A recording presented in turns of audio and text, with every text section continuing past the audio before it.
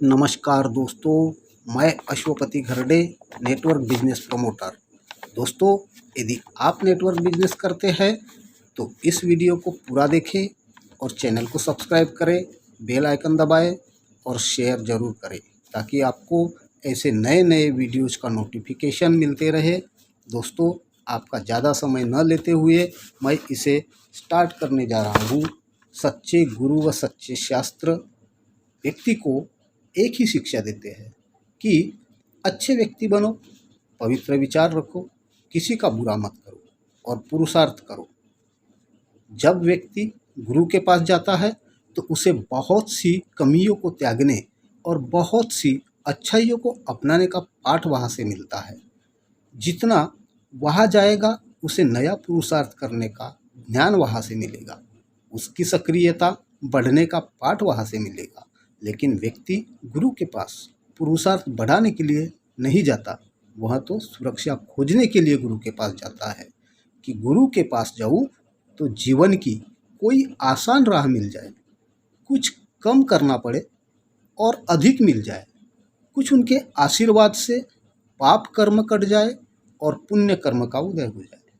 अपनी भूमिका को कम करने के लिए वहाँ जाता है। इंसान यदि ऐसा निश्चय करके गुरु के पास जाए कि बस थोड़ा सा इशारा मिल जाए तो और अच्छा है, करना तो मुझे ही है, अपनी शक्तियों को और अधिक मुझे जगाना है, कैसे मैं अपने आप को श्रेष्ठ बना सकता हूँ, चाहे कितनी ही मेहनत करनी पड़े, ऐसी सोच रखकर गुरु के पास जाए तो कुछ फायदा हो सकता है। लेकिन इंसान के भीतर कुछ और ही चल रहा होता है। इंसान गुरु की बात पर ध्यान कम देता है, गुरु भक्ति पर ध्यान ज़्यादा देता है। इंसान गुरु की पूजा करता है, वह शास्त्रों की पूजा करता है ताकि वहाँ से आशीर्वाद स्वरूप कुछ मिलता रहे, गुरु की कुछ कृपा दृष्टि मिल जाए। इस बात पर बहुत ज़्यादा ध्यान है। पर गुरु ने जो कहा है, शास्त्रों में जो बताया गया है, उस पर जरा भी ध्यान नहीं है। यह कैसी भक्ति है, समझना मुश्किल है।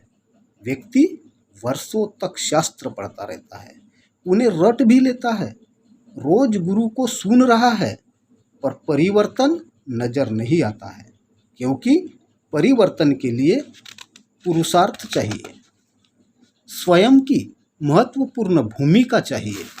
जब तक व्यक्ति पुरुषार्थ से बचता रहेगा और सुरक्षा खोजता रहेगा, तब तक कोई गुरु, कोई शास्त्र कुछ भी भला नहीं कर सकता।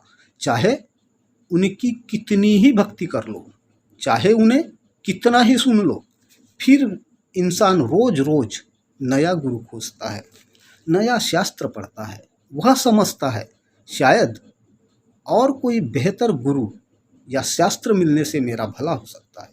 जबकि सच यह है कि यदि इंसान स्वयं की भूमिका को ठीक से समझ ले तो वह जीवन में घटने वाली हर घटना से ज्ञान ले सकता है।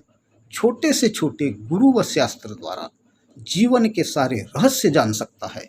वह किसी भी गुरु से ज़्यादा ज्ञानी भी बन सकता है। जीवन के सभी रहस्यों की खोज वह स्वयं कर सकता है। गुरु व शास्त्रों की सबसे सच्ची भक्ति यही है कि उनकी बातों के अनुसार अपने आप में परिवर्तन लाओ। गुरु की प्रसन्नता इसमें ज़्यादा है। गुरु की प्रसन्नता अपनी भक्ति में नहीं है।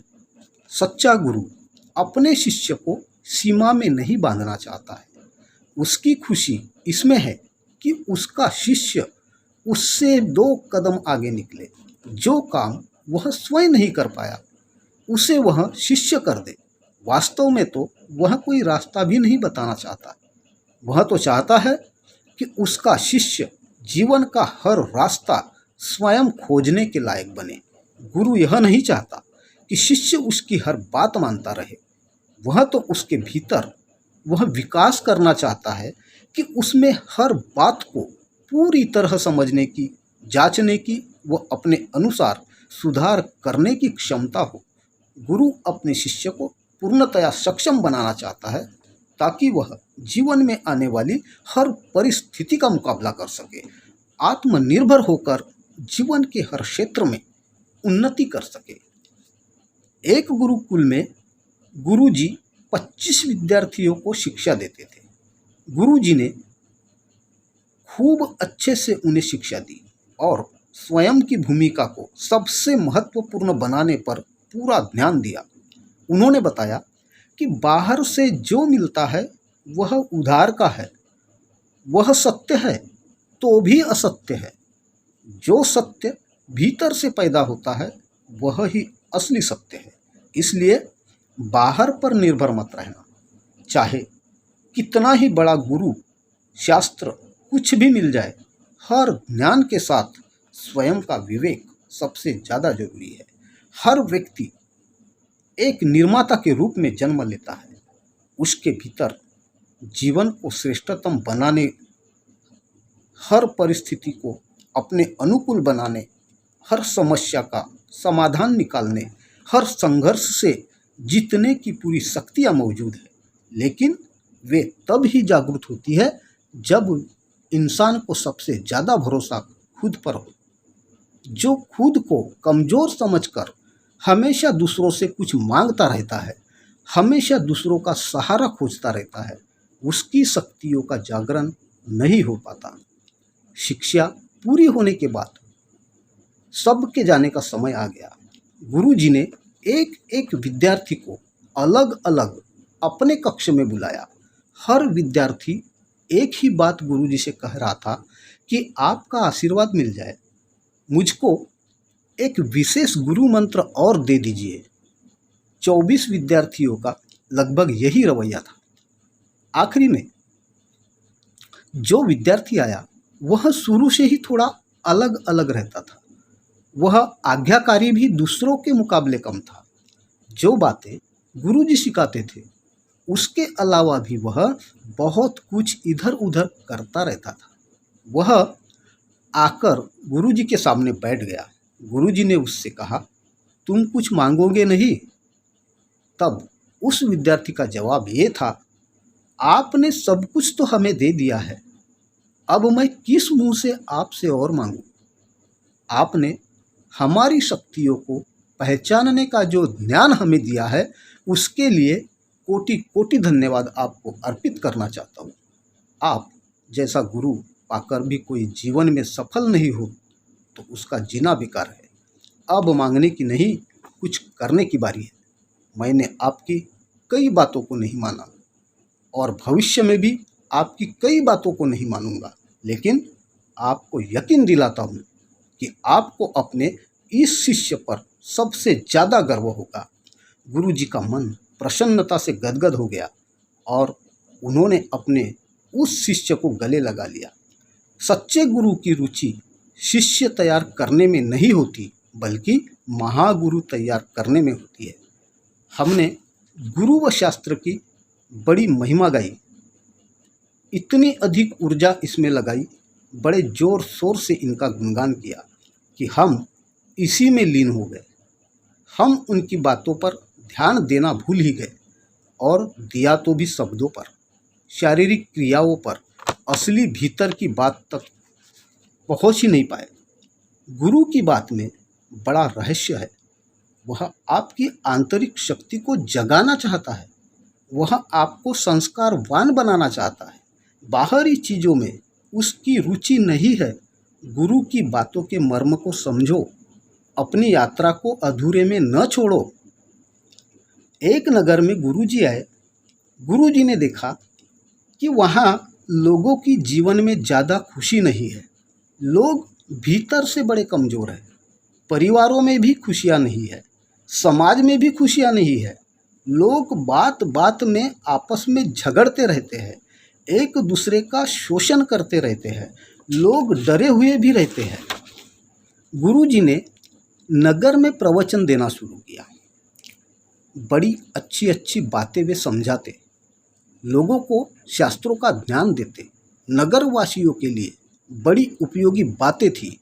उन्हें भी लगा कि गुरुजी की बातें कितनी अच्छी है, इससे तो हमारे जीवन में बड़ी बेहतरी आ सकती है।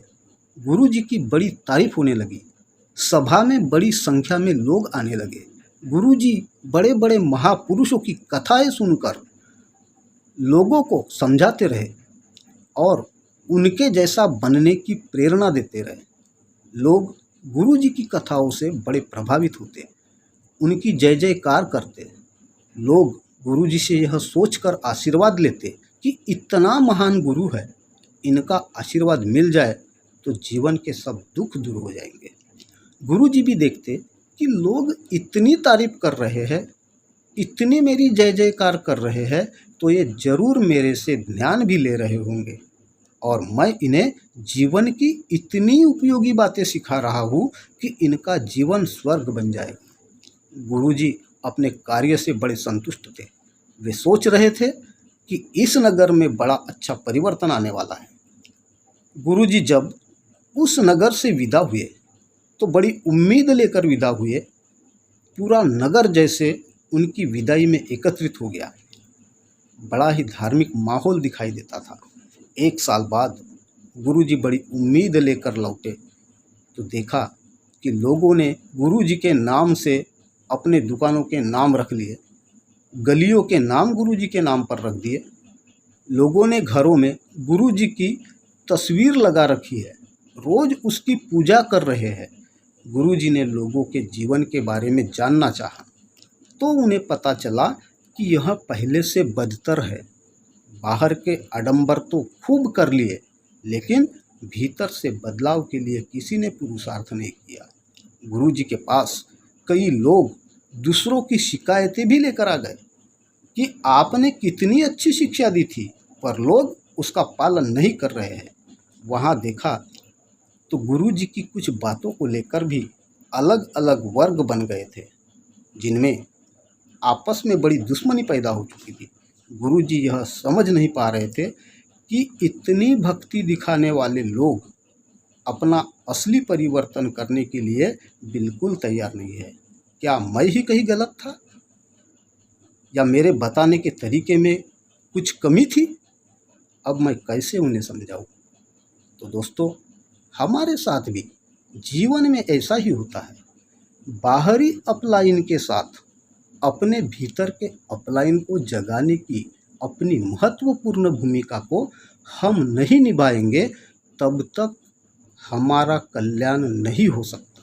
किसी अपलाइन में अपनी सुरक्षा नहीं खोजनी है, बल्कि अपलाइन की बातों में छिपे रहस्य को समझने के लिए हमें अपनी महत्वपूर्ण भूमिका निभाने का पुरुषार्थ करना है। धन्यवाद। फिर मिलते हैं नेक्स्ट वीडियो में।